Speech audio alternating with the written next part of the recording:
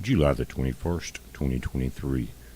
Guys, this is an article from Jeff Cox at CNBC, and it's something we've been waiting for. It says the Federal Reserve officially launches the new FedNow instant payment service. This came out yesterday evening, and I missed it. So we're going to go over it now. But, guys, there's other countries that have already started implementing it, and I'm going to try to find that article and include it in this one. But they are offering money for people to get away from their currency, come into their FedNow. It's different names, different places. It's going to end up being called WorldCoin, if I'm not mistaken, when it goes full scale global. But they're offering incentives to come in and sign up for their system. Now, you do have to let them scan your eyeballs, and that will be your password in and out. Now, it's going to control everything you spend and what you're allowed to buy, what you're not allotted to buy. And that's going to depend on your social media score in most ways, just like we see the attack on free speech now. That's going to be controlled. Everything will be controlled, whether you eat or not, whether you can pay rent or your light bills or have more than one tank of gas a month or something like that. It's going to get rough. And again, other nations are already starting to look at it. But let's read this article. Now, we had started talking about this in late May, I think it was, and they were saying around the 1st of July this would happen. Now we're 3 weeks into it. They may have had some things happening that they had to work out the flaws in and things like that. And they want to try to ease it into society here because they know everyone's not going to immediately accept this. The Federal Reserve launched its FedNow instant payment service Thursday, following several years of developing a system officials say will allow the faster flow of cash for businesses and individuals.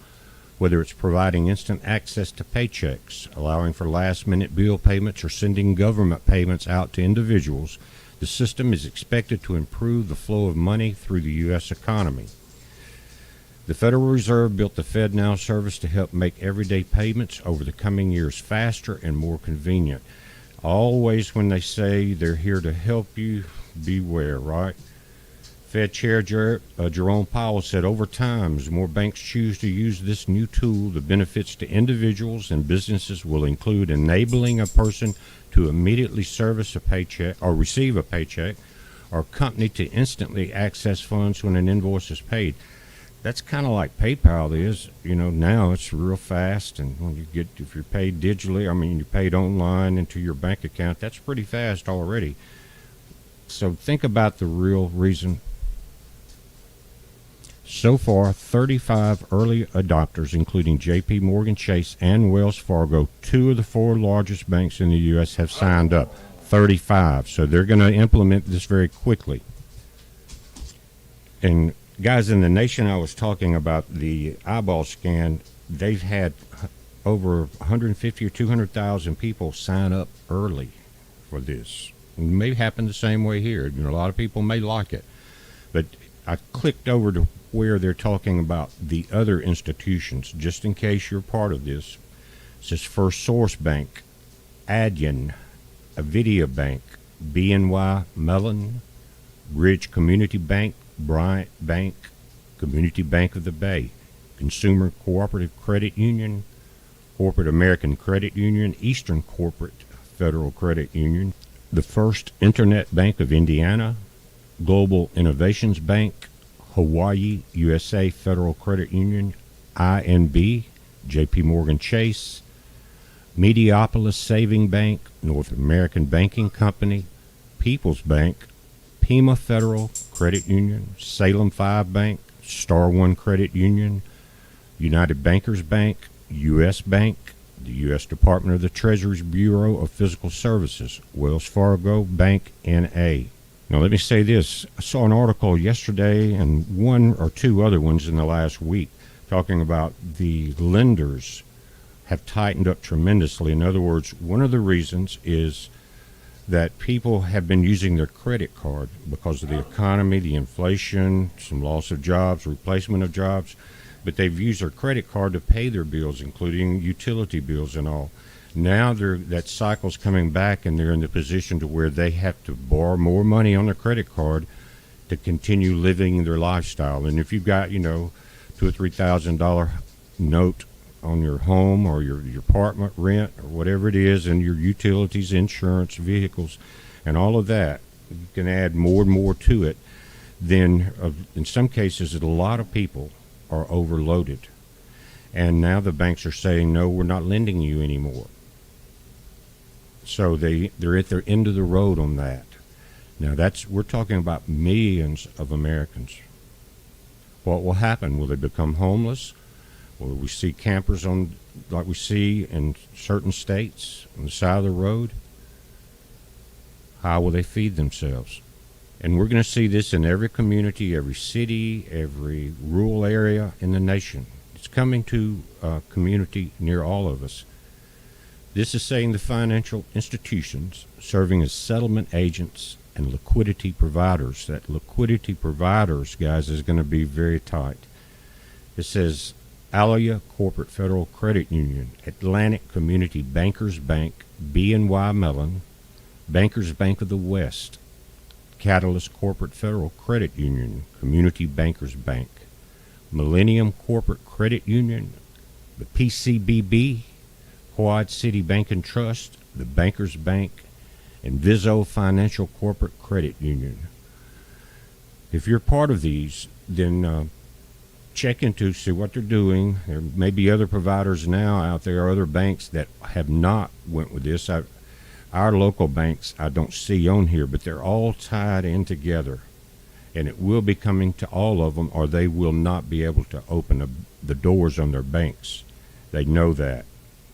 So in order to operate within the federal government, with the Federal Reserve, everything will be going this way. And guys, we talked about it for a long time, that you need to be sufficient as possible on everything you need to survive. Now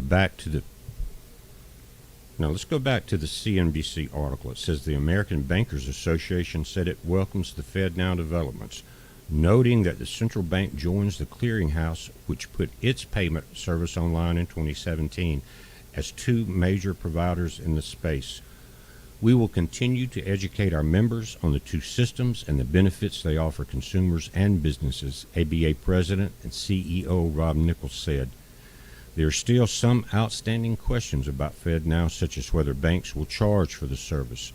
The central bank expects that as the system is developed further, it will be integrated into the apps and websites of banks and credit unions. So it looks, to put it simply, it is control, but it's also an excuse for destroying the U.S. dollar worldwide and continuous overprinting and shipping money overseas.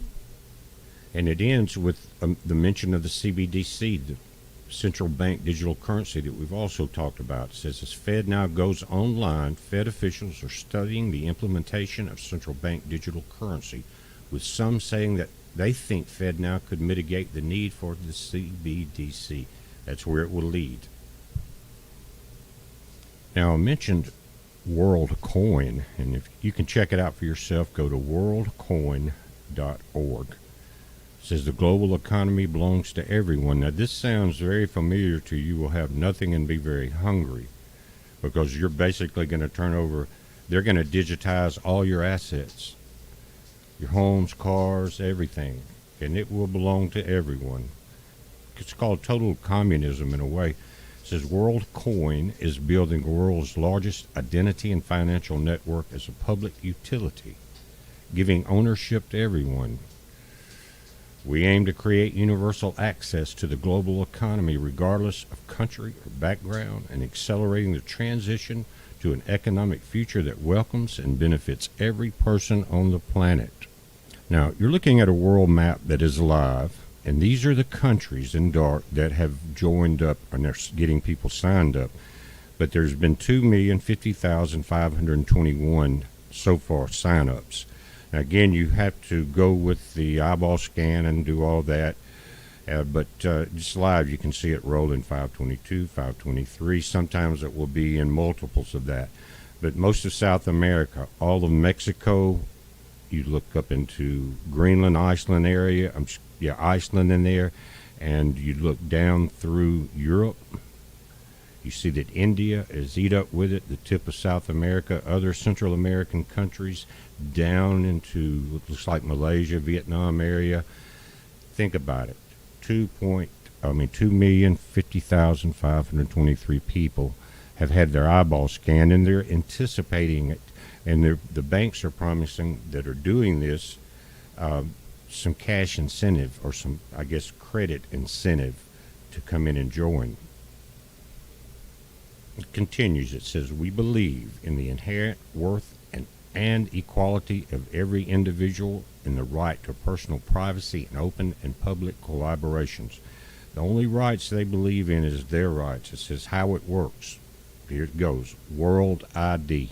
Digital identity that proves you are a real and unique person while fully protecting your privacy, except from whoever's running the show. WorldCoin, the first token, WLD, to be globally and freely distributed to people for both utility and future governance, just for being a unique individual. World App enables payment, purchase, and transfers globally using the WorldCoin token, digital assets, and traditional currencies.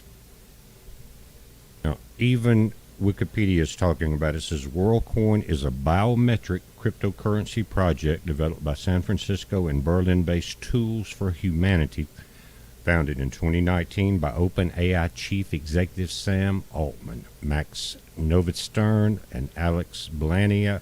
It is backed by VC Andreessen Horowitz. So you've got people from around the world, the big people that are in this system. They're going to be running the show. But again, biometric, the eye, see the eyeball? Now you're looking at Singapore, and this is at the World Bank there, the World Coin Bank, excuse me. And you've got that classic eyeball.